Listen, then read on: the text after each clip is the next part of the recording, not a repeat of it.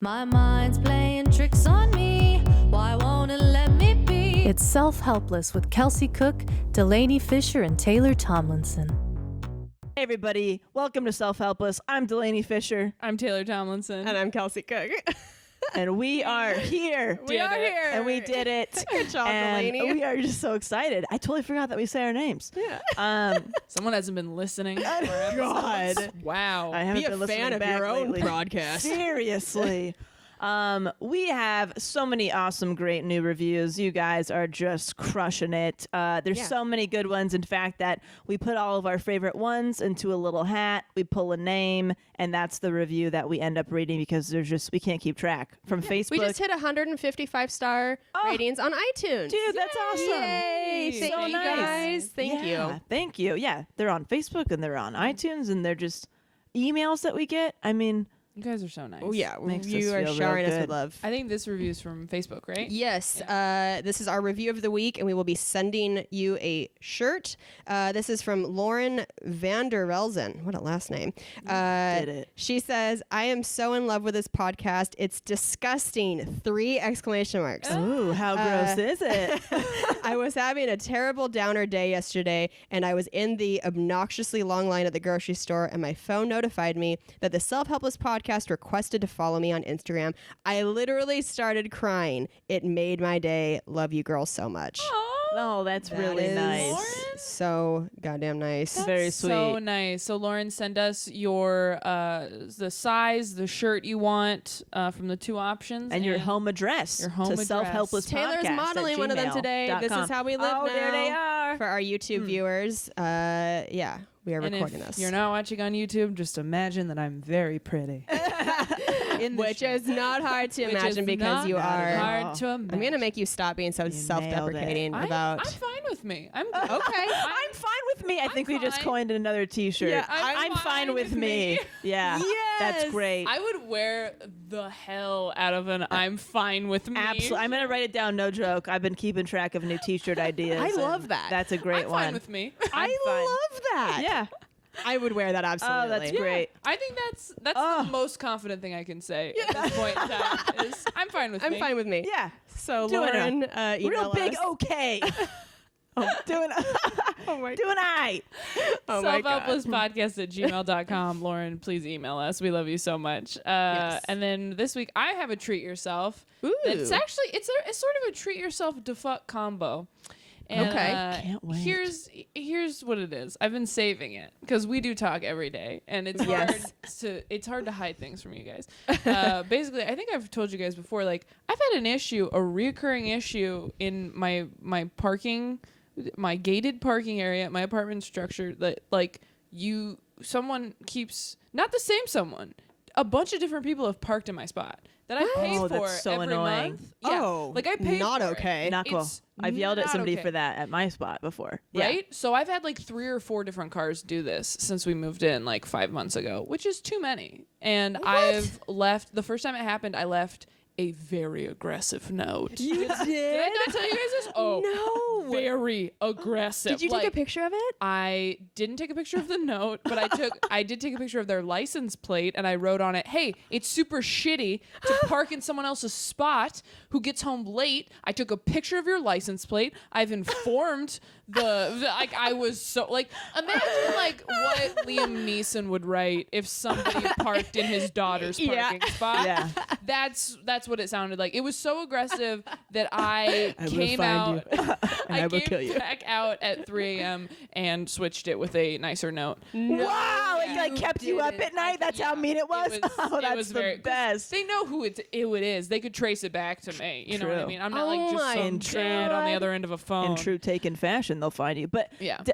was the car still there? It was just still there at 3 That a.m. one was the first one. It was still there at 3 a.m. That one, that was a new girl who had moved in, and the next day she was like, "Oh, I was parking in the wrong one. That was my fault." And I was like, "Okay, I'm really glad that I switched." Oh, no. man. But then since then, it's happened with a few more cars, and I've just been writing notes where I'm just like, "Hey," the last time it happened, I was so defeated. I just wrote, "Somebody already parks here," with a sad face.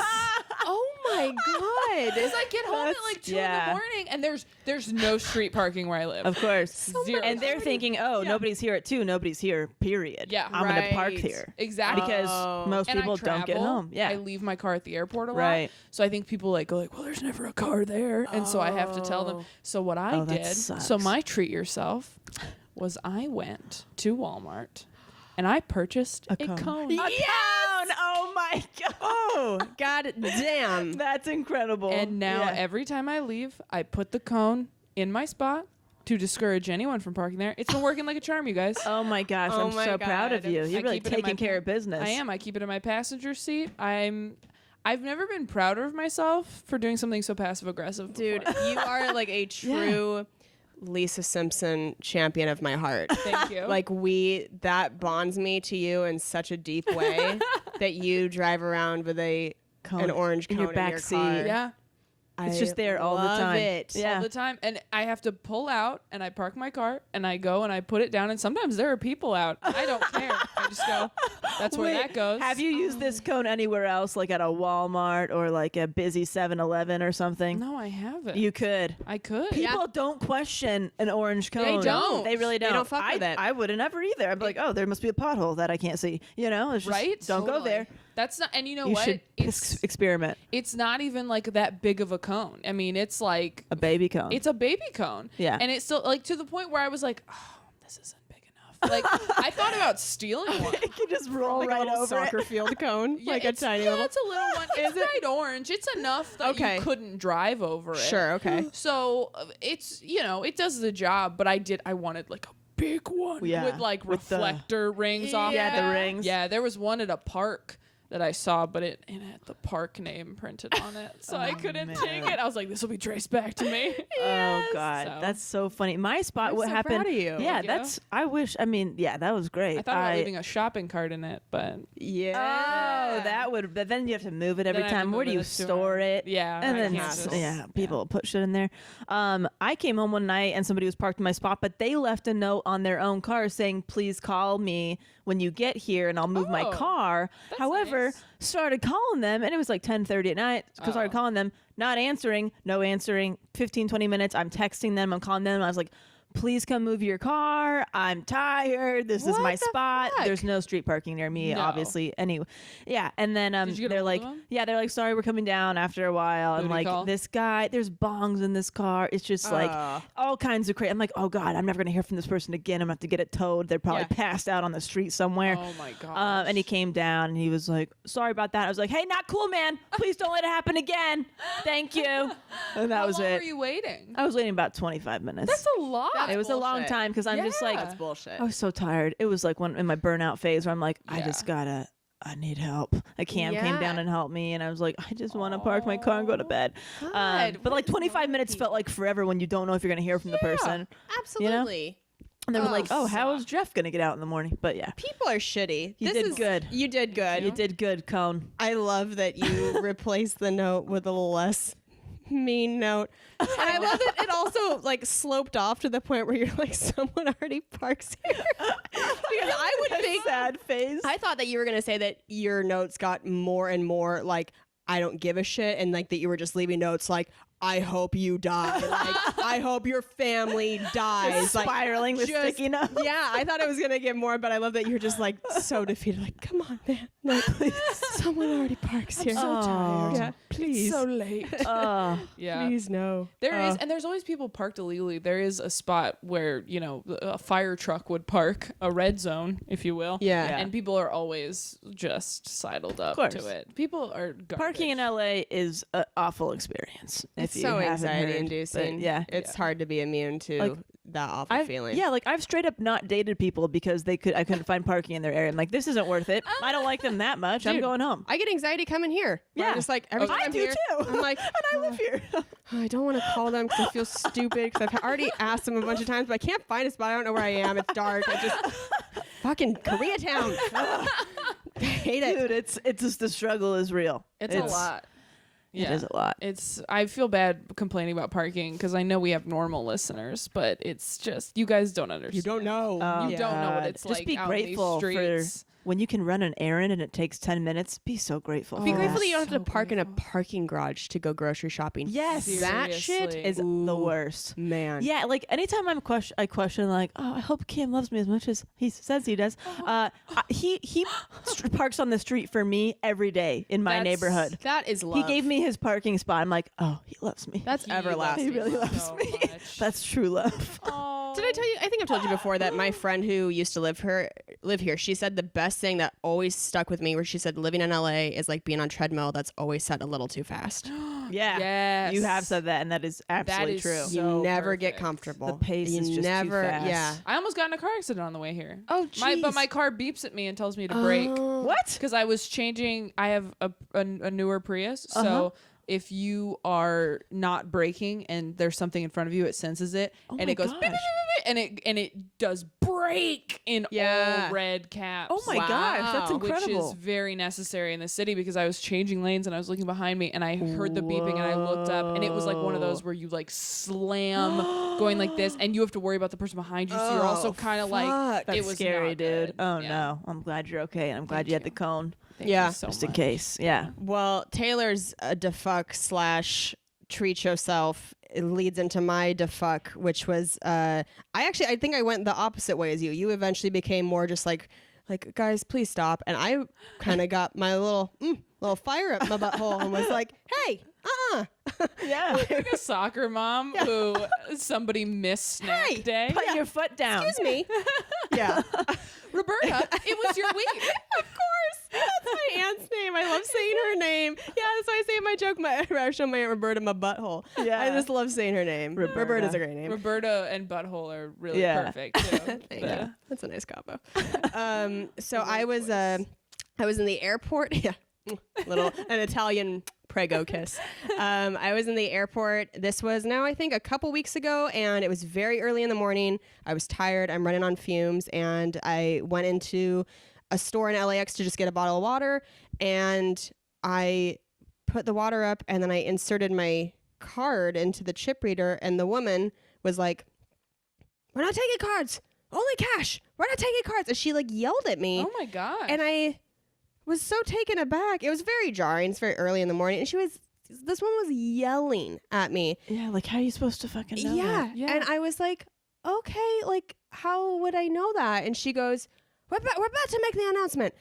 And I looked at her, and this is how I know I'm turning a new leaf. I'm making some boundaries, because I was like, okay, there's no way that I could have known that. You don't need to yell at me. You're being rude for no reason. Yeah.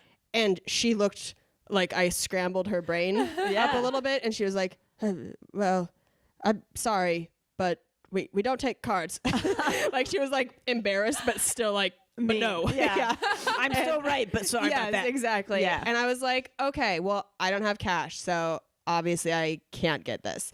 And so I just I left and I walked down to another store, but I kind of had this weird high for like an hour of like, I can't believe I just stood up for myself to a stranger, because you 2 months ago me even would have been just like, okay, sorry, and just walked out and been like, what a bitch, Right. You know, I would have been very like Yeah. middle schoolish, just like, Yeah. fuck her, man, like She what a was mean. bitch. Why she? Yeah, she's mean to me. Why is she? I hope he has a really bad day. Yeah.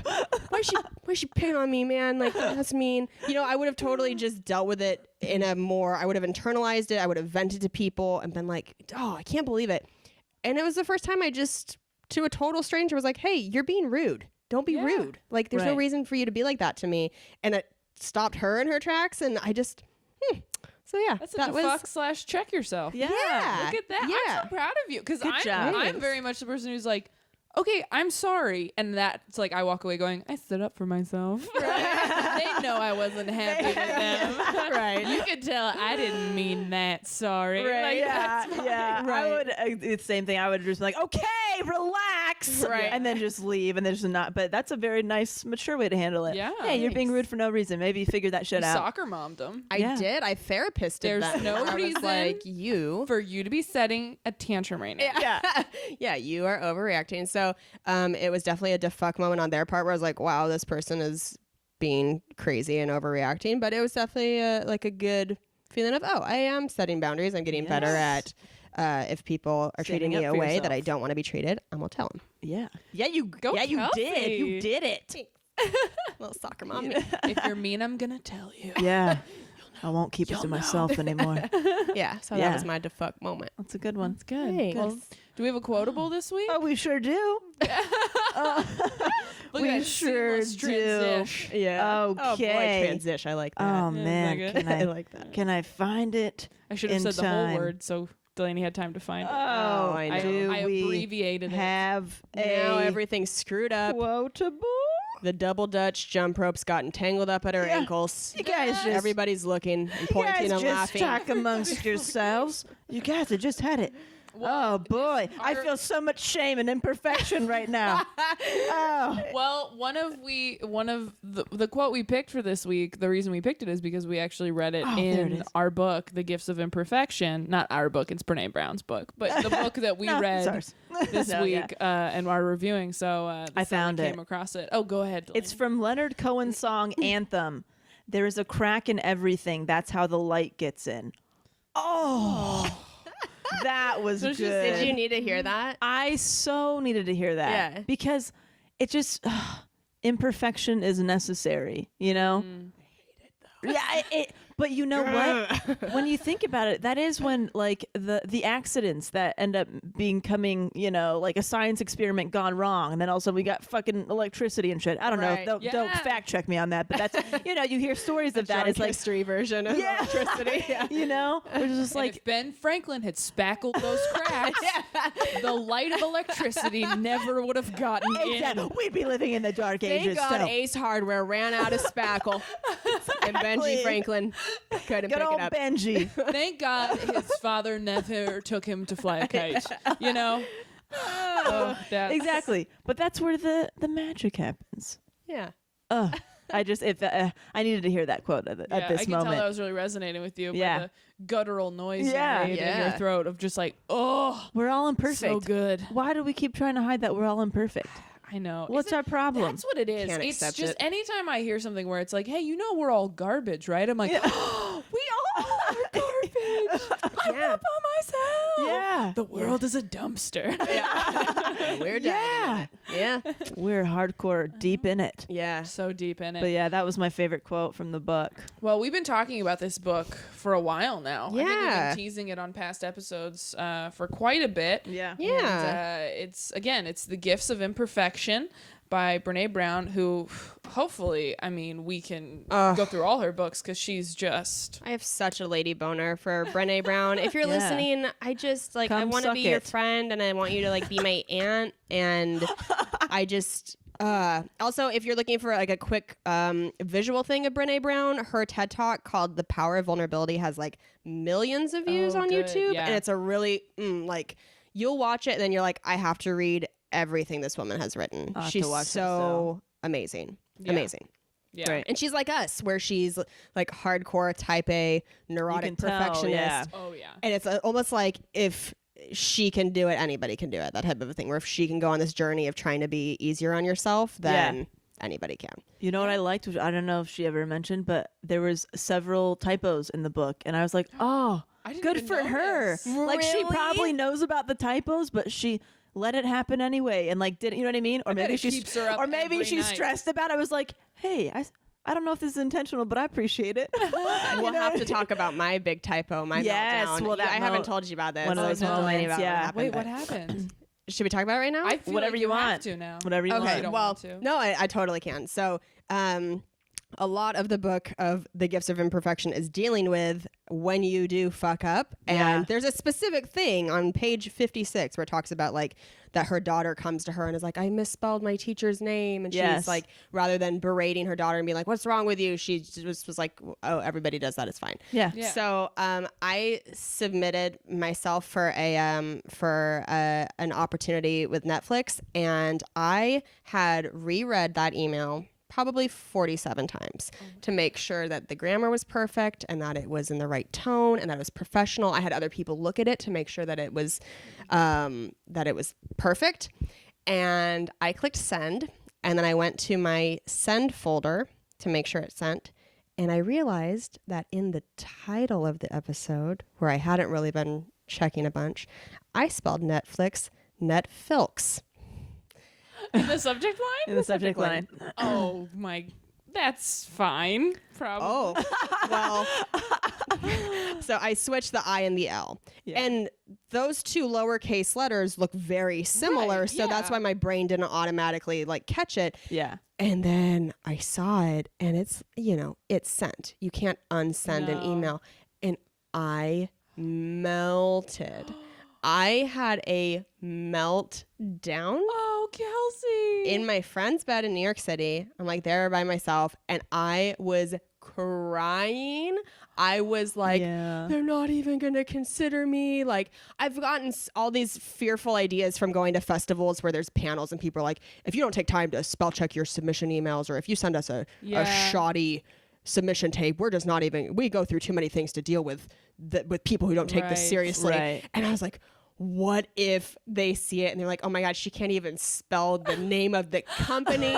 What a piece of shit, And I called Delaney and was in basically hysterics and was like, I can't believe I'm showing her this side of me right now. But I just I think you were like on a plane or something. And I just Probably, if you're in New York. Oh my and I, bless your heart, you talked me off the ledge, but I truly got into this place where it was like in my head, it was unacceptable to make that mistake. Like that Right. wasn't a forgivable offense, even though it's literally like Yeah. two Everybody won't does know it. It this. happens. I They know. won't know. There's so They many. go through so many. I mean, and they know who you are. They've heard your name. Like, Yeah.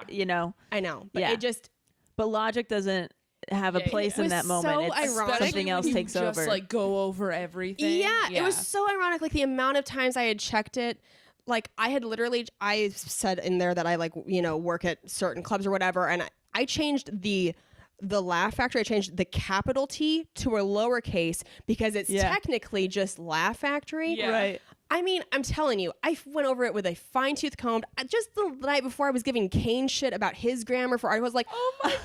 dude, the irony was unreal, and I couldn't handle it. And now, as in a reasonable place, I can know, okay, that was not a big deal. It's fine. Right. But man, But especially at that In the moment, moment, yeah. when you've gone over this thing so many times, you've worked so hard on it. yes, And getting tapes is a bitch. By capital the way. B Yeah. bitch. Just such a bitch to get. And to get to a point where you finally send it, you go to the sent folder just to see it, and you're looking forward to that burst of relief. Yes. And to not get, you're already on the opposite edge of of it. relaxing, where you just go, oh no. Oh, I crumbled. Yeah. I fucking crumbled. It was brutal. And I told Jim Norton, and he's like, he's like, that's exactly the type of shit that you need to then turn into material. Like, you need to be able to laugh at yourself, not Right. cry about it. He's like, you need to talk about that, well, hopefully they take you at Showtime or HOB. Right. Right. Where it's like, but he's right that I should try to find humor in it, but I get so bogged down in this perfection trap Yeah. where it's like, God forbid I misstep and my whole world crumbles. You know Right. what? Can I be honest with you? I think it might help. You ever have a guy you see a couple times be like, "Oh, it was so great seeing you, Kelly," and you're like, "I'm Kelsey," and he's like, "Oh, right." I think Netflix might respond that way, where they're like, "Oh my gosh, she's like, who else is she sending this to? We gotta lock her down." No, I haven't done that. I mean, I tried. Thank you. Thank you. I'm- It's okay. I'm in a better place now. Yeah. but, Yeah, totally. Poor Delaney. But that's the thing. I've burden I put reacted on that you. way before about stuff too. So You I are totally so got good it. to come I totally to got it. for advice, by the way. Oh, I I'm don't know glad. if I've said it. I wish I on could the take my podcast. own sometimes, but yeah. Oh no, you definitely should. But Right, oh, as yeah. far as coming to you, I feel like you're always very look, I've done all this. You're Yeah, just this has been done. Yeah, you're like someone. You're just like a war vet or something. And you're Yeah. just like, oh, you broke your ankle. I don't even have an ankle. Yeah, I got bolts. We've all done it. We're fine. I got toes connected to a bolt in my shoe. Yeah. Yeah. So anyway, that was ironic to be having that happen as I'm reading a book called The Gifts of Imperfection. I'm like, it's not a gift. Like, I fucking hate it. Like, just freaking out. Yeah. So anyway, I Oh my have a God. lot of That work was to ve- do. I'm so glad you shared that though. Yeah. Because that's gonna Well- make anybody. It makes me feel less alone, less Yeah. crazy. Yeah. More like, we all do shit like that. We all melt down. We ruminate on the craziest, smallest stuff for a long time. Yeah. For a long ass time. Yeah. Yeah. But no. So that was and yeah, my- in a reasonable great. place, you're like, it's not even a big deal. Yeah. You gotta- so yeah. isn't that crazy? The spectrum that you can go on just in your own mind. Yeah. That like at one point you're like, oh, I'll never work again. Right. Yeah. To like, no, bitch, calm the fuck down. Like, Yeah. not a big deal. You have to try to look at it, objectively. Like, okay, this one letter is not going to determine your career. Yeah. You know, I think I probably said that at some point. It's like, you're not going to stop being a comedian all of a sudden. You're right. You still have all this workbook for the rest of the year. Right. You know, this one little letter is not, they're probably not even notice it. And if they do, they probably will be like, whatever. I know. You know? I know. Or even if they did, like, oh, she misspelled it. Fuck them. It's not, They're you're going cooking to, through those submissions. Oh, yeah, I know. you know, I it's- know. yeah, it's going to happen eventually, I you know? But But- did get to a You went good you got place, to but place. anyway, yeah, it no, just, we've all been there. Yeah, I thought I'd open up to the listeners, let you Well, know. yeah, You 'cause opened. I'm crazy. In talking about your shame, Ah, you take control of it. You sure do. I feel like I should put it out. As in the book. You are doing great. you're like, right, guys? I like Thank you this. so much. I feel like I should talk about my first impression just because I know it's going to be Yeah. opposite to what you guys felt, I think. Okay. The first, I don't know, 50, 60 pages, I love you, Brene, right? Brene. Great. I even feel shame name right. voicing Yeah. my opinion Was it sometimes. Brene? Brene. No, the first 50, 60 pages, I really couldn't, I was having a hard time getting into it. It read like a textbook for me.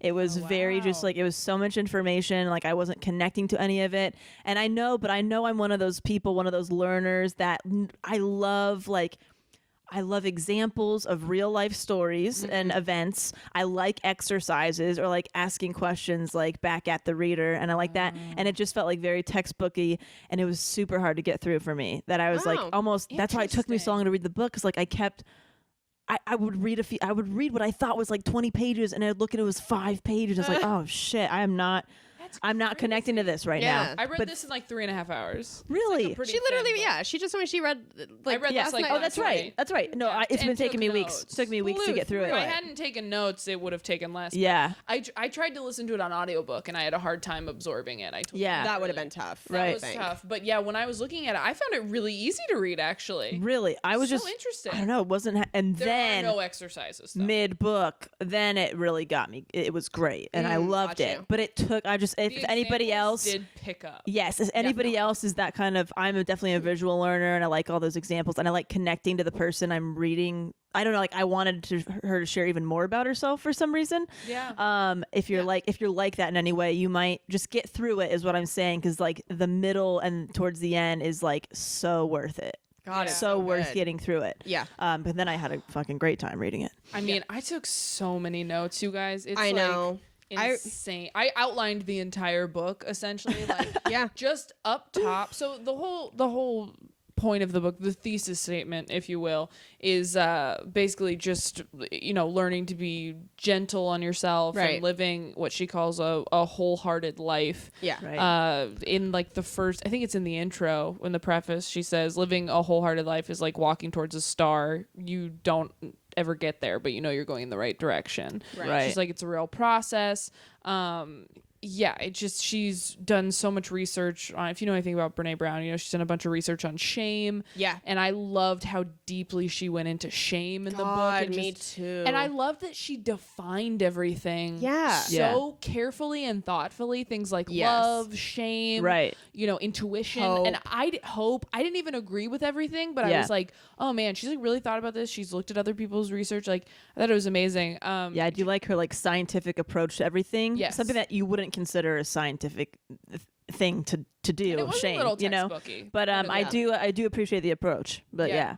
I thought just up top, when she said rest and play are as vital as nutrition and exercise. Dude. Yes, I mean, that's what Crazy. we've been Yeah. having issues with. Yeah, with the that's- workworkaholism stuff. It's you very know? well Totally. timed. Totally. Yeah. I really want us to read the book she recommends about play. There's that chapter where she's like, I really got a lot from, and she lists 2 books. The play stuff, Did you guys write out your ingredients for joy and meaning? No, I didn't. I haven't yet, but I'm going to. I'm going to also. But I really recommend doing it because she in the chapter where she's talking about the necessity of play and that it's that play is like not only something we should do, but it's actually vital for creative work, and that if we're not playing, that our well is going to run dry and we're like not going to be able to think creatively and stuff like that, and you feel burnt out, which is I totally have felt that way.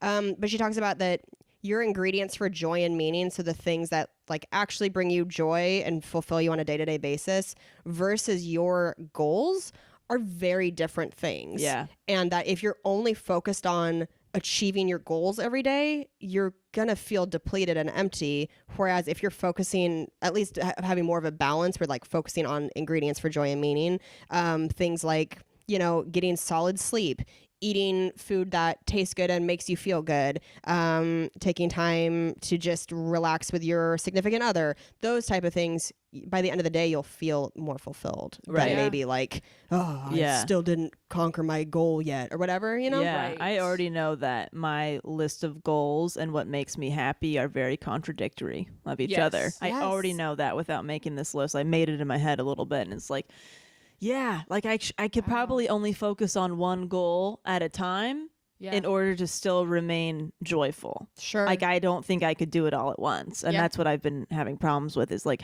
what do I do first, or how do I just kind of narrow things down? Yeah. Is because, like, or when people say like, oh God, it looks like things are going so great. Like you must, you know, like the outside doesn't really match the inside. The social media is like, oh, you got this and you're doing this. Wow, you must be super stoked. Actually, I'm exhausted and I'm having a major crisis right now. Nice to see you though. But yeah, and it's interesting how those can be so contradictory, but you want all of it.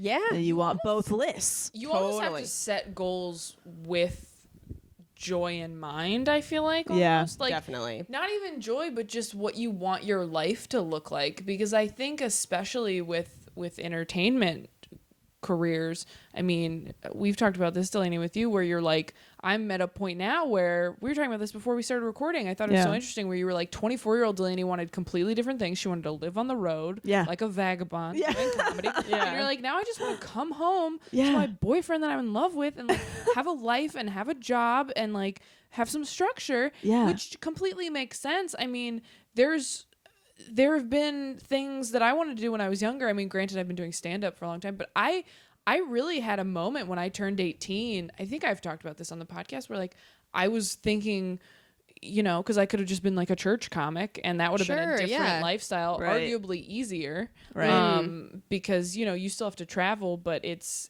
not as like grueling or gross. Like, I got treated so well doing church gigs. Wow. And like insanely, just like so many baskets and great hotels, and the Lord was really present. Well, the Lord was there. And he is not in the comedy condo in Tucson. I do not feel Jesus in this bunk bed, I tell you that much. There are some ghosts, but not the hope demons ghosts. per se. But I had a moment where I really had to think about, like, what do you want your life to look like? And I don't feel like, especially, you know, young adults, I don't think they think about that as much, where since so much of our culture is so perception based, I think a lot of people think about like, oh, being a lawyer would look cool, like, or being an actor would be cool, and like, you know, just getting older. I mean, I wanted to act when I was a kid, and now I'm just like, I just want to do stand up. Like, acting looks stupid. I don't want to do that. No offense. No, I know. Just for me. Me too. Like, though. that looks boring. Yeah. It's so interesting as you get to know yourself, like how you change your goals and what you want. And part of this whole like push and pull with the stand up thing is that if stand-up was a career that I could have, like go and do an 11 a.m. brunch show and then go home and be in the same city every night and have like my nights and weekends, I feel like I would do it. And that's what's so hard, is that I'm still loving this a bit and trying to like, but it's not conducive to the lifestyle I want. And that's so heartbreaking. It's like to love something, but it doesn't fit into what you want your overall life to look like. It's like a relationship. It's going to be like the hardest breakup of my life, pretty much, you know? Oh, I told Taylor I started doing this. I've started unfollowing a bunch of comedians and people in the industry on Facebook. You can still be friends with them, but you don't have to see their posts. Absolutely, yeah. Because I want what I'm kind of seeing every day to just be a little bit more conventional stuff that's happening. Domestic stuff. Or just like, I don't need to see all the people doing all the things, because then I'm going to start going through the cycle in my head. Like, I need to be doing more. I don't need to be taking a break. I need to be doing this and this. Oh, I could be doing that, and then I should be doing that. So I'm just kind of, weeding out some stuff that I need to kind of like monitor, like what I'm feeding myself right now. I feel like. Absolutely. You know, I wish my Instagram feed was just like kittens and puppies and like pretty makeup looks. Like, and food. Yeah. That would be great. Yeah. Because it is hard. Like, it's almost like playing, it's like, I don't know, it's like gambling. The longer you scroll, you're going to bust because you're going to hit something that makes you feel like shit about yourself. Yeah. I tried to not scroll too far. Yeah. But, yeah, I mean, that's what you're talking about is kind of like the defining decade stuff that we talked about with that episode in that book, where it's like the things that you have to start to kind of be like, oh, is this the type of lifestyle I want? Right. Because it's not going to happen at 35. You have to do things leading up to that to like shape your future. Yeah. Well, and the hard thing about stand-up is like you got to get through the shit to get to what you actually to get want. to even like a little bit better shit. Right. There's a lot of shit. So much shit. Yeah. Absolutely. I loved how much she talked about being like kind to yourself, because that is so my God, hard. I mean, I'm so this was in the preface of just how much we know and understand ourselves is critically important, but there's something even more essential: loving ourselves. You're supposed to be kind and gentle while discovering who you are, which I thought was so good because I've really done this where like I'll be doing a lot of work on myself and I'm like, okay, I know that I'm like this. I'm petty and vindictive. And then I just walk around going, I am petty and vindictive. And I go, good job, you know yourself. And it's like, maybe you just need to be like, your tendency is to be petty and vindictive. Yeah. It's so interesting because I've never seen that side of you at all. You must really just save that for your romantic relationships. I'm gonna save it up. Because I've never experienced that type of you before. Well, yeah. Well, you also said, I think last week, you were like, you don't seem very anxious to me. And I was like, wow, I must be really happy around you guys. I was like, well, you are picking at the paper right now, so maybe I've changed my mind. Anxious. Here's the thing. I'm very self-aware, I think, and that's my strong suit. But I am like, I was telling my boyfriend this the other night where I was just like, here's the thing. Oh, about boyfriend? Taylor Have we Swift. talked about the Oh, have we boyfriend on the talked- I feel podcast? like we have. This might be the introduction to the boyfriend.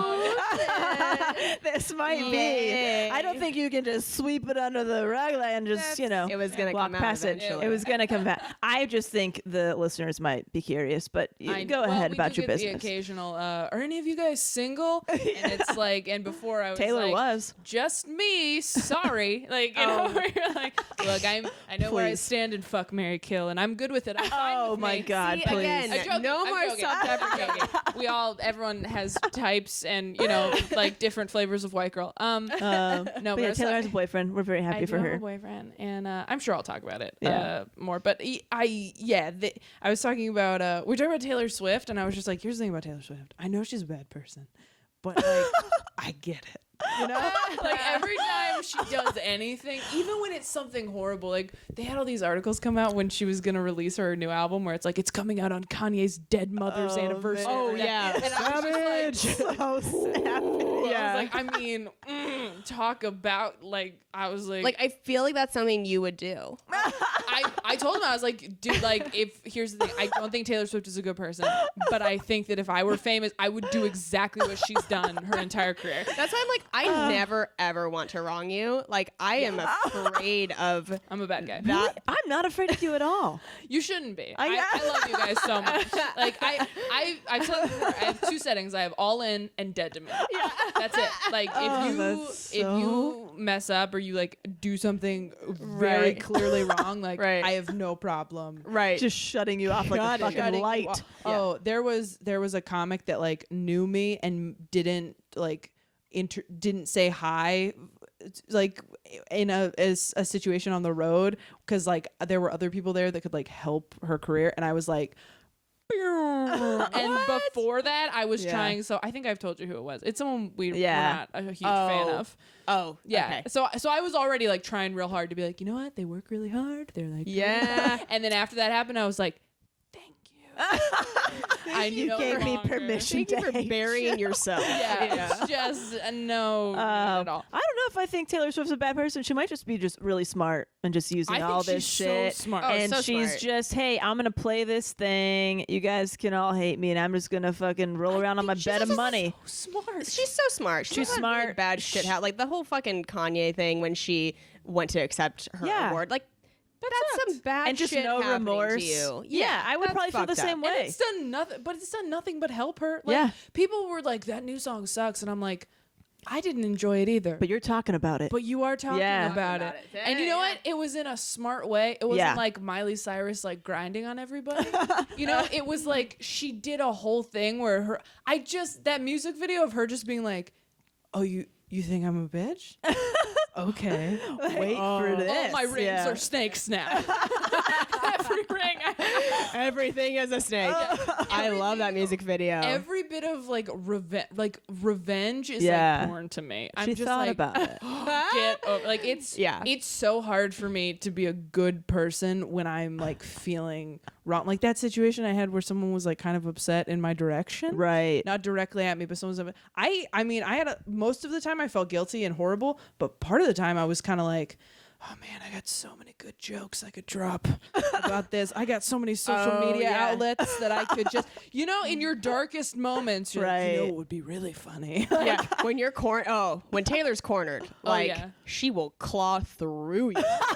She will Through you. rip open your intestines. I mean, you saw I was doing jokes about it at I's house. And they were fucking hilarious. oh my god. I know, but I say I'm a bad person. So, anyway, shame. Well, they actually Shame. talk. Well, she talks about that in the book where she got a kind of a nasty email, and her first reaction is to just be really shitty right back. And you have to just take a moment, breathe, take 10 to 15 minutes, go for a run, do whatever you got to do, and get to the heart of why you're upset. And just knowing that reacting shittily back to somebody, being cruel is never a good thing.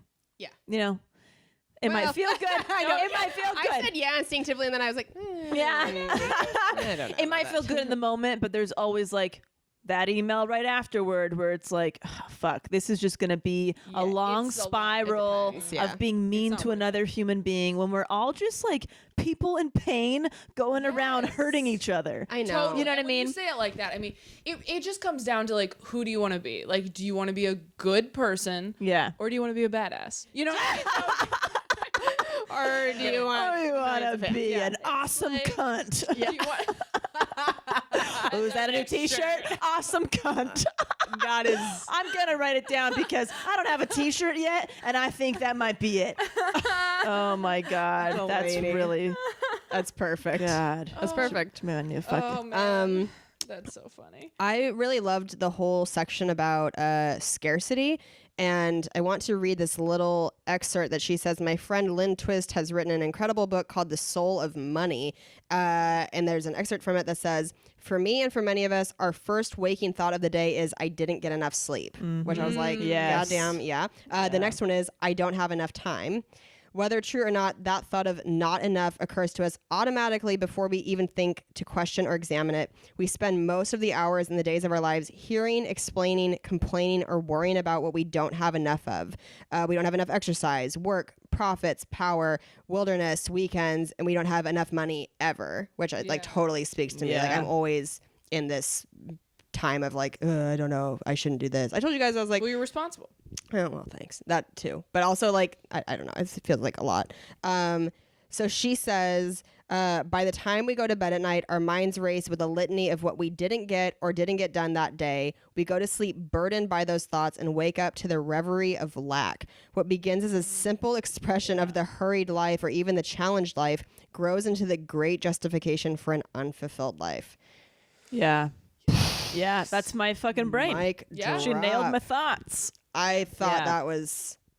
I mean, that's so much of the workaholism It is. stuff. She's too, obviously of- a workaholic, right? Does she not blatantly say that? She calls herself like a busyholic at some point. Yeah. And like, She said if there's ever a meeting makes for fun of it. busy holics, I was like, I think it's workaholic. yeah, I was like, when was this written? Because I don't know if Workaholics Anonymous was like a big thing yet, or workaholism was a thing yet, but I don't know. She strikes me like Totally basically workaholic. textbook workaholic Yeah. is, because even though she's saying that in her book, like these thoughts, not everybody even has those. Like a lot of, like Cam doesn't have those thoughts. Sure, you know, right. Yeah. that's like workaholic mindset. Oh, the idea of that she's even you- speaking as a workaholic, but I don't know if does she realize it? I hope. Well, this is an excerpt. The Oh, thing it I just is. read is an excerpt from somebody Tweet at else's her. book. But Hey, did you know this about yourself? Nice to meet you. yeah. Come on our podcast. Oh my God, I would love that. We'll diagnose you. But yeah, I just feel like that's exactly what we've been talking about with workaholism. that Yeah, you you're always wake up behind. feeling behind, you go to bed feeling like you didn't do enough. And I just started reading You Are a Badass, which we're going to review probably next month, I would Yeah, I assume. would like that. And that's a big thing too, where it's like we are choosing to live in this place of like being unfulfilled all the time, Constant. when in reality we should be walking. It's so funny the way she says it. She's like, we should be walking around like crying hysterically at how amazing our lives are. Like, Yeah. oh my God. Completely. Like if you really dig into gratitude and you're just like, oh my God, like I have 2 arms, I have 2 legs, I have a Yeah. roof over my head. Right there. I have You're food already in my stomach. I have murdering clean it. water. Right. Like, oh, Yeah. it's crazy. And it's so true that, and this is like a bigger, longer thing, but I think I've gotten addicted to being sad. Like, I think that Yeah. I'm scared to be happy. Well, that thing that she said about how anything, sometimes you think anything worthwhile or important has to be hard and like Yes. shitty and you have to be miserable. Yes. That could be part of it. It's like, well, it's not Totally. worth it if I'm not sad. You know, I'm not a real artist if I'm not miserable all the time. The artist you way know? talks about that a lot, that like you got to struggle to be a real artist. And Right. it's No, like, some things might come easily and naturally and it's Yeah. beautiful and it's great and it's fun. Doesn't mean it's not important. right. And it's not, I don't feel that things are unimportant when they come easily. I feel guilty. Same. Right. They weren't harder. Same. Yeah. Right. Yeah. Yeah. Right. What did you guys think? I really liked her the whole fitting in versus belonging, because they're very different Oh, things yeah. and people don't think of them as different things all I the thought a lot time. about this during Right. that, because I was like, oh, we always say to each other, it's very cute. I was like, oh, what was I before you guys? Right. Romantic. And it really, I felt like before I started working with you two, it was like I was fitting in. Yeah. But I wasn't belonging. Right. Definitely. Right. Absolutely. 100%. Yes, Feel the fitting same in way. and trying to just like make yourself a certain way. So yeah, you feel like you're belonging, but you're not being your authentic self.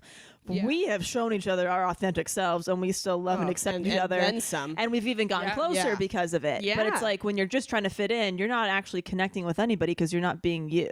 And I thought that was so, what she was saying about just living your authentic self.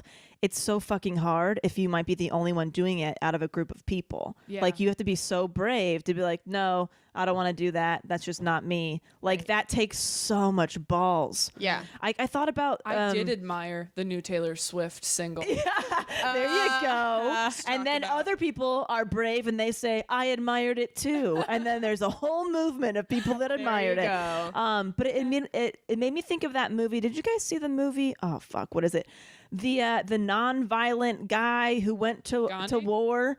No, the movie that just came Hacksaw out. Ridge. Hacksaw Ridge. That is like he was living his true authentic self. He refused to carry and use a weapon in a war zone. Did you guys see this movie? Whoa, no. I didn't Holy see it, but I shit, knew it was about amazing. Okay, this guy, everybody's like, you got to use a gun. That's illegal, against the rules, whatever. He refused. He's like, a I goes. doctor, right? He was just, he was a medic. He went in as a medic, but he was just, his religious beliefs were like, no, I don't use any violence. I'm just gonna go to war and help as many people as I can, and didn't use a single weapon and saved a bunch of people's lives. I don't know. It was in the 10s, 20s, or 100s. I can't remember, but that is like living your true, authentic self, where everybody is saying, no, you're doing this wrong, and you're still standing up there saying, no, Yeah. I'm not going to do that. Yeah. This is me. Sorry if you Yeah. don't like it. And then he ended up coming out, like saving people's lives, and he didn't get And killed. he didn't die. He's Yeah. fine, right? amazing. I mean, right? Yeah, I don't Spoiler know. I alert. don't think. No, I don't think he didn't did. actually see it. I can't remember the I was ending, but trying he. to That was like find something that. Oh, I think this might have been it. Desmond Doss Medal of Honor winner. Jeff just texted me. He must have heard me talking about. Oh my it. God, Jeff. Thanks, Jeff. Thank you, Jeffrey. He's like the neighbor. Did in he Home die, Improvement. Jeff? No, he survived, right? Going back to what you were talking about being afraid of being happy, she said some like gut wrenching stuff. Whoa. To where she was, did this stuff hit you as hard? When she said, I'm not going to allow myself to feel this joy because I know it won't last. Right. Yes. Right. Which was, she said it like throughout the whole book where like you have to live a wholehearted life even when the joy is so intense we're afraid to feel it. Yes. Like all that stuff really hit me because I think we've talked about this where it's like I get afraid to be excited about stuff. And she said something about that too. Oh, yes. In the beginning of the book where. Yes.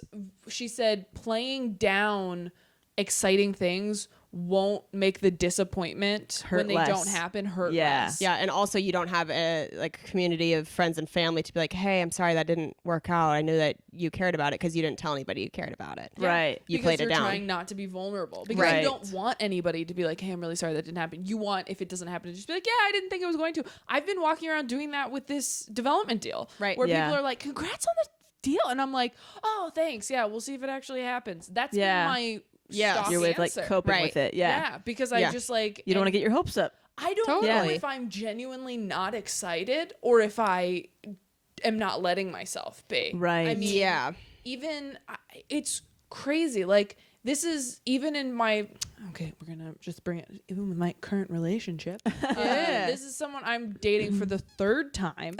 Yes, it is. The last two times it didn't work out in large part because I would not let it because I was in my head about so many things and looking for reasons not to be happy and looking for things that might be disappointing down the road Yeah. and being like it's the whole this joy won't last thing, like, and I've done it in all my relationships with this one especially, like Right. my last relationship, the guy was like, I would joke about us breaking up all the time and how hard it was going to be when we broke up as like a Yeah. defense mechanism, and at one point he's just like, Taylor, I get it, we're probably going to break up at some point, but like until then, can we just pretend we're gonna die together? Can we just like Wow. pretend? Yeah, And I yeah. was like, oh wow, okay, yeah, let's Yeah. pretend. Yeah. Because that's all you can do. Like being in love is so vulnerable and it's so hard. Yeah. Like it's like It's the scary. best thing in the whole world and it's so scary. Right. Absolutely. Like, oh yeah. Yeah. don't know. No, I mean, that's the thing. I told you, like, when I started being really happy, like, with my life is when I started having all that fear of death.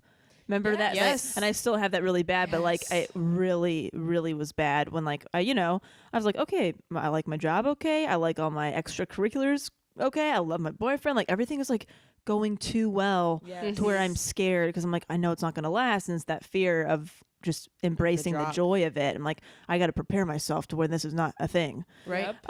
But yeah, that hit me too. Well, she talks a lot about it in the TED Talk on YouTube, where we cannot selectively numb.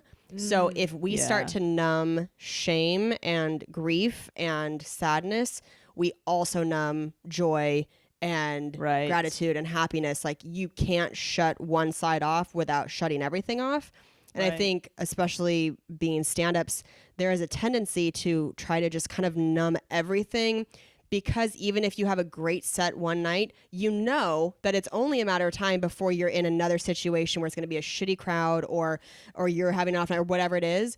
And so it's like you don't even, at least for myself, I feel like even if it's a great show, I don't even let myself feel it very much. Yeah. Like, or if I do, it's very quickly, and then I just tell myself like, okay, back to work. It Just would like- be too exhausting. to Yeah. go The between- emotional so you roller just coaster. stay kind of in the middle and numb. Right. And I just feel like, and I feel like I'm doing that with my relationship too. I feel like I'm numbing a lot, where it's like you said, this fear of like, what if it doesn't work out down the line, or like, what if I'm just numbing everything so that I don't know, it's hard to even like put into words. Do you know what I mean? You find Like, yourself not enjoying anything fully. yeah, Right? Yeah, Because you're just preparing yourself for what's next. You're not Yeah. present. She said in there, she was like, because she's like, you hold yourself back because you're afraid of being disappointed or wrong.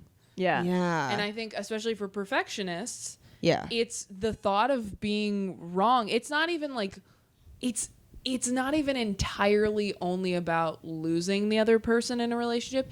It's like, oh, I'm going to look stupid because I thought Right. that it was gonna work out. Like Right. my Yeah. first breakup was the hardest breakup I've ever gone through. First because it was the first one, First and one. then It's the also it deepest, was yeah. because like I thought I was gonna marry that dude. So I was just like, after that I was like, well, I guess I'm wrong about everything. And Yeah, it's hard to everyone. trust yourself. Yeah. Yeah. Yeah. And you don't Yeah. want to look dumb. It's again vulnerability. Totally. What did you guys think when she was basically saying that spirituality is the foundation of resilience? I didn't know if I saw that coming really, but how just being resilient to shame, basically knowing the symptoms and sign of your own shame, being able to address it and then talk about it, share it with somebody that you trust, and then basically connect over that. Yeah. And the people who are most resilient to it have this very strong foundation of like spirituality, whether Right. that's God in the Christian meaning or just being out in nature or whatever. It was very Just like vague. trusting the universe. Just type of a trusting, thing. basically, you're trusting some kind of higher power that connects all of us. We're all connected, that kind of Yeah, thing. that like interconnectedness of Yeah. humanity. And I feel like, yeah, goodness. that is kind of a trend with most of the time when you meet somebody like a well-balanced human being, you know, they shit just have works. some faith that Something's everything will inside. get better. Yes. Or, you know what I mean? And it's Yeah. I don't Oh, have and I time with that. really liked her the whole hope is not really an emotion, it's a mindset, basically. yeah. I thought that was very interesting because I hadn't really thought of hope that way. Right. Well, what did faith she say? too. I think she said faith is Yeah. like a conscious choice. It's a choice, It's right? not a Totally. feeling. Yeah. Which I forgot what really she said. gives you some of the power back for sure. Yeah. There was she said something else. She said perfectionism is addictive.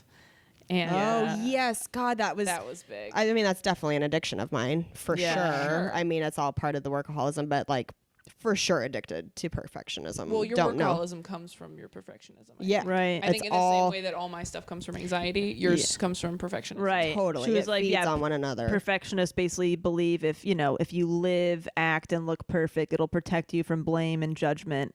Yeah. It's like a shield. When instead it actually Yes. leads to more of it, like your Right. perfectionism. Actually, Because perfection, you can't. It's an unattainable goal, you're so you're never isolated. going to reach it. It's just like a self-fulfilling prophecy. Right. You believe you're imperfect, and then you discover that you are over and over and over again. Right. Yes. I'm like You know? Nima in The Office where Pam's like, but no, he's perfect. She's like, I wouldn't care to live if I thought that was how it was or whatever. You know, where she's like, I genuinely am like, no, it's attainable. I'm like, I could do it. I can do it. It's there. It's there. Yeah, there's I just got to be better. And it's like, no, crazy. It's not there. It's Right. not possible. Yeah, when she said, I like wrote this down and underlined it, where there is no way to control perception, no matter how much time and energy we spend trying. Absolutely.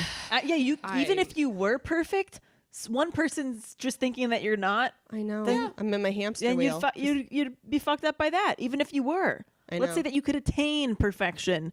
One person could walk by like, I don't think you're so great, and it would ruin you. Like, It's not- so yeah. it's not a thing that could ever happen. Right. So why are we chasing it? Yeah, I liked that when she said also that shame, judgment, and blame, just realizing that those are realities of the human experience. Yeah. Like, as far as what you said about addicted to being sad, I kind of think there's something to that. I think Julia Cameron says this in The Artist Way, right? About Yeah. how you need to enjoy the misery that comes with like following your dreams. Yes. Yeah. And how you kind of gotta like sleep on that airport floor and go like, I'm doing it. yeah, I think- addicted to anxiety. I know. I think there's something to be said. Like, I mean, even as something is not mundane, it's terrible, but like going through a breakup or something, I mean, kind of just enjoy the fact that you can eat ice cream and watch High Fidelity and like go through that period of like, I'm gonna look really good for a month. You know what I mean? Like, Yeah. you see people You're gonna coming grow. out of breakups and kind of just like from the ashes. Right. A Yeah. phoenix. Yeah. A phoenix. Rise of the nerds we Phoenix, are. Tenacious D. I mean, I was single for the last year and it was so good for me.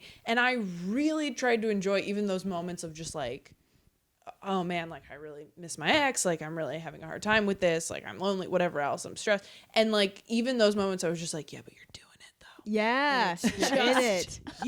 You're in it. And then Yeah. you just starfish in the bed and you go, there's so much room. There you go. Yeah. Not for long. No, not anymore. But at the Not time, great. it was great. It's great. Yeah. But she also talked about writing down, the gremlins, all the voices and stuff, Yes. writing that down, just like Julia Cameron said, write it down and then try to turn it into a positive or say the opposite Totally, of it. yeah. But yeah, she's like, write it down, see what you're afraid of right in front of you, Yeah. try to tackle it. Ooh, I like this quote. Trying to avoid media messages is like trying to hold your breath to avoid air pollution. Yes. That's yes. what resonated with you. With Absolutely. The I like Facebook stuff. Yeah. Absolutely. Yeah. We're just like trying to seek things and we don't even really know why we're trying to do it sometimes. Yeah. It's like, why do people feel like they have to meet somebody, get married, buy a house, have a kid, have 3 dogs? Like, it's like, some people don't even think it's like, oh shit, this doesn't even really make me happy right now. Why am I putting so much stress on myself to fucking buy a house at this age when really I'm totally fine living in a studio apartment and saving my money for something else? Yeah. Right. It's like kind of just think about why you're doing things. Yeah. Yeah. When I went to community college instead of a university, when I dropped out of a university to go to community college, it like made me so happy and it was the best choice. But I was like completely a perception thing where I was like, well, it's just, I just had to make peace with like, it's going to look like I failed or I crapped out or I couldn't make friends and I don't care. This is what I want to do. You have to stop I caring. thought about you so much during this book. I can't believe it didn't resonate with you. Well, as much. I'm it like getting resonated. worked up. I loved it so much. No, it resonated. It took me a little bit though. Once I was into it, I was into it. But there was stuff, I mean, But up until that point, it all just felt like, okay, there's a lot of definitions, there's a lot of explanations, there's a lot of explanations of scientific stuff. It was I meaty. was, It was yeah, meaty and it for was just sure. like, yeah, it was very dense, I guess. And I was just like, I'm not resonating with this. There's not enough like real life examples for me to connect to. But then it got into it. I especially loved when she talked about how basically the everyday moments are what you remember and what matter.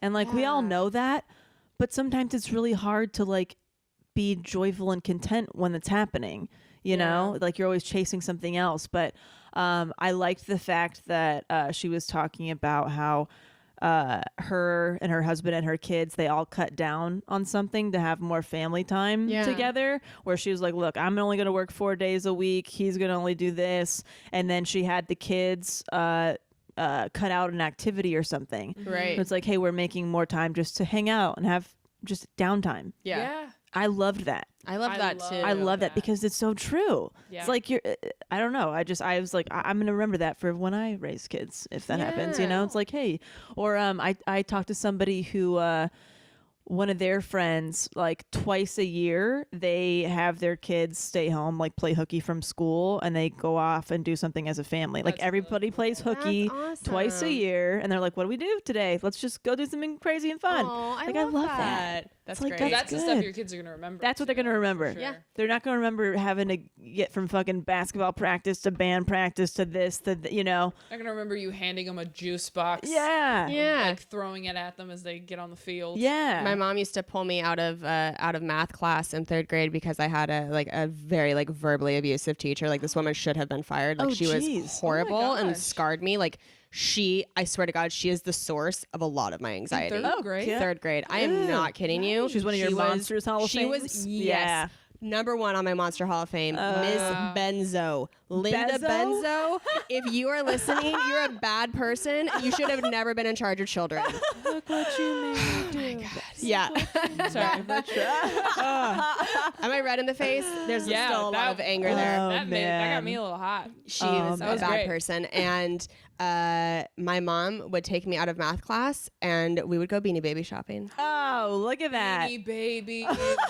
Dude, I used to be really into those. I used to have fucking Beanie Babies cartons of those partially things. are the reason that my family went bankrupt. I'm not kidding. We owned hundreds Yeah. of Beanie Babies. My mom spent $350 on the Maple Beanie Baby. It was a problem. Oh, We that's would an eat at issue. McDonald's several Just to times get for the, all of them. Yeah. I'm telling you, it was a problem in our family. We have like kind of like collectors mindset of like we gotta get involved with Pokemon mindset. Oh, shit. We're very into Pokemon too. Pokemon. Anyway, yeah, that That's I'll never forget hilarious. that. You know. Yeah. So God, I'm gonna share a nice memory that I have of my mom since we're on that topic. I remember she used to pick me up from preschool in one of those red wagons because we used Radio to we lived like walking distance from school to home, and she would surprise me with like a package of like white powdered donuts, and I would just eat donuts on my way home from school in this wagon. happiness. that is happiness. Pure bliss.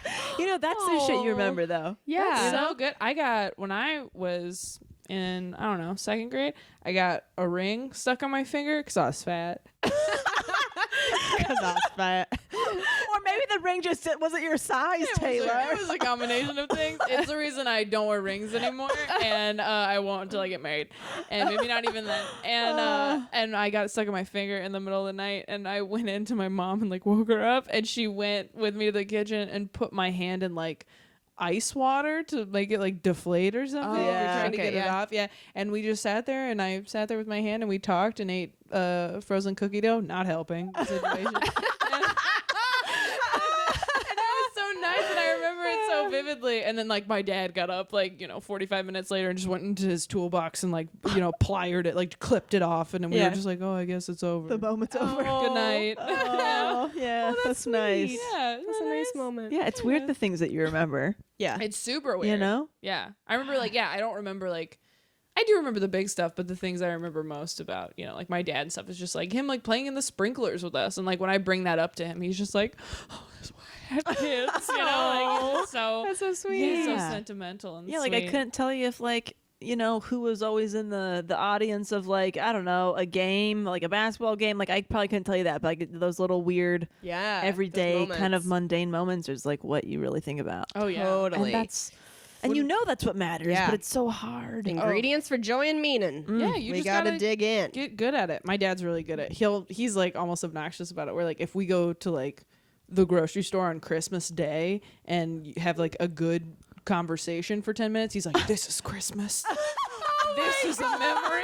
Oh my god, this is a memory. He plants a flag in it and he goes, this is a memory. And then he forgets because he has a bad memory. But File it away. yeah, he just this is Christmas to me. Just so you know. And you're God, like, I love oh, it. don't cry. Oh, It's your just getting dad. lactate. Your dad. Oh my He's gosh. very sweet. Aw. Oh man, We're probably are almost we? there. I know. Yeah. I feel like we've been talking about this It was for so meaty. long, and I'm just like still like vibrate. I mean, when she's talking know. about unraveling, did this not hit you when she defined unraveling as when you feel a desperate pull to the life you want, not what you're supposed to live?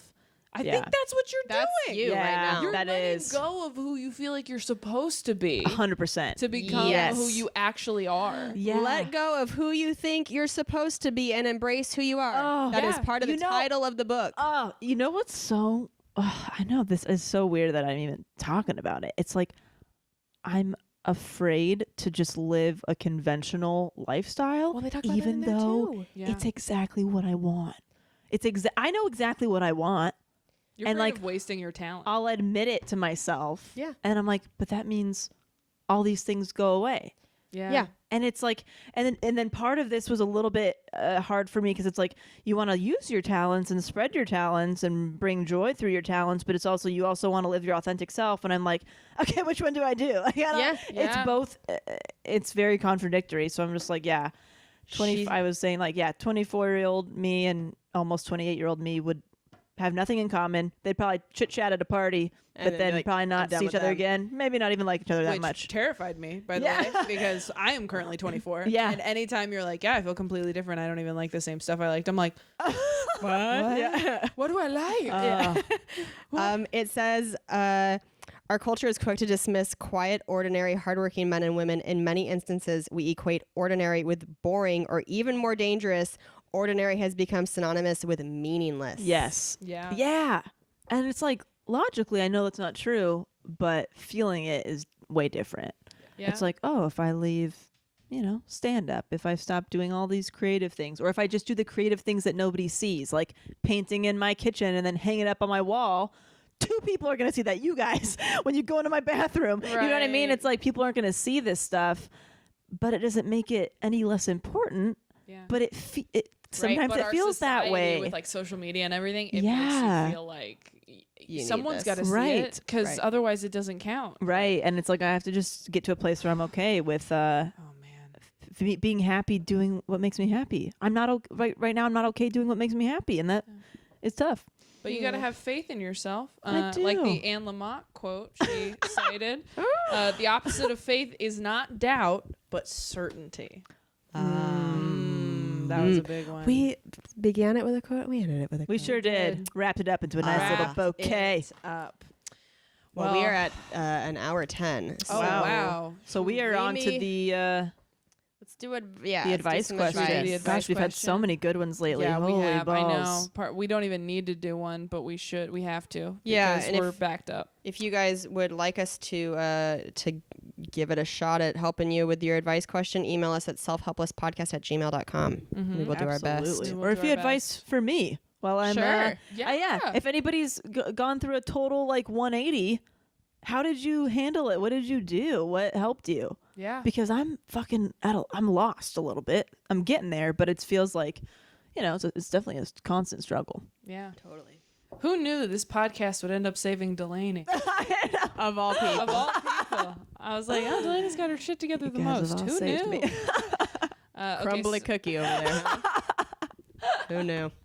Look at us. Look at Couple us. of hearty biscottis. You guys are really We doing ain't crumbling it. for shit. You guys are doing You guys aren't even getting soggy in the tea. Yeah. You're really Just call us the Biscotti Boys. We feel nothing. All right, so this is from this is a advice question from Jay Christopher and dear Self-Helpless Dream Team, and he's so nice. He says, I've debated whether or not to write to y'all. I feel kind of pathetic, but listening to your podcast, never feel pathetic. never. Having you all be so open about your experiences, I could really use some advice or suggestions on how to handle this. It is a long one, so I'm going to try to kind of get through it and forgive me, Jay, if I'm not reading every word. Basically, he's struggling to move on from a relationship. He moved to Orlando for a job 2 years ago, and he had to leave all his friends and family behind. After a month, he started dating one of the guys he moved in with. A year later, they got their own place, and he had to move back home. So I guess the job was over or something. Okay. They tried long distance for a while, but it ended after 7 months of that. That's hard. That is. And he was really heartbroken. Being with him made me want to be a better person. Oh, that's really sweet. Yeah. He goes, not to say that I was terrible before. He was really good to me. His relationship before this guy was terrible. And, mourned it for a couple months, just tried to focus on friends and career. Had a hard time trying to be friends with this guy that he dated because it reminded him of what he lost. Found myself running through what ifs and could be's. They stopped talking altogether, just threw himself into work.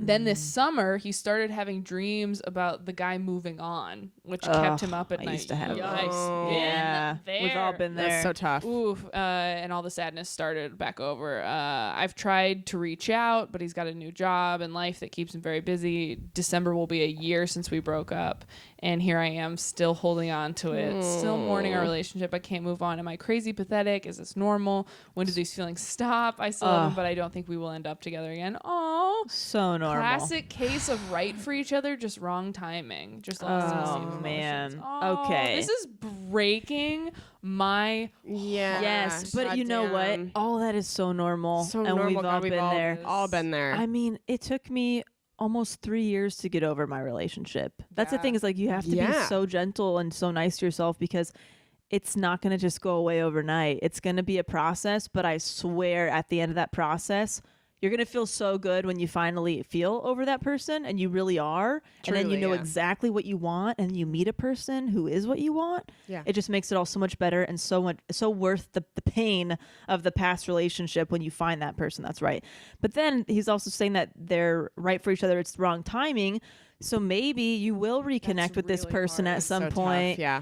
Maybe you will, and it'll happen. I've never had that experience where I felt I was with the right person and it was wrong timing. I've always been never looked back.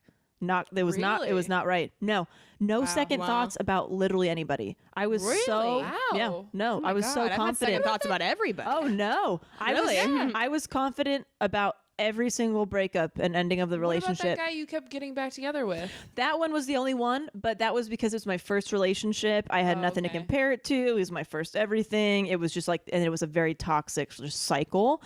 But towards the end of it, and then we saw each other a year after we broke up, and I sat across from him having coffee, and I felt so happy that I just felt nothing anymore. Yeah. Wow. I felt nothing, no regrets. I knew when I was really over it, when I wanted the best for him, and I really meant it.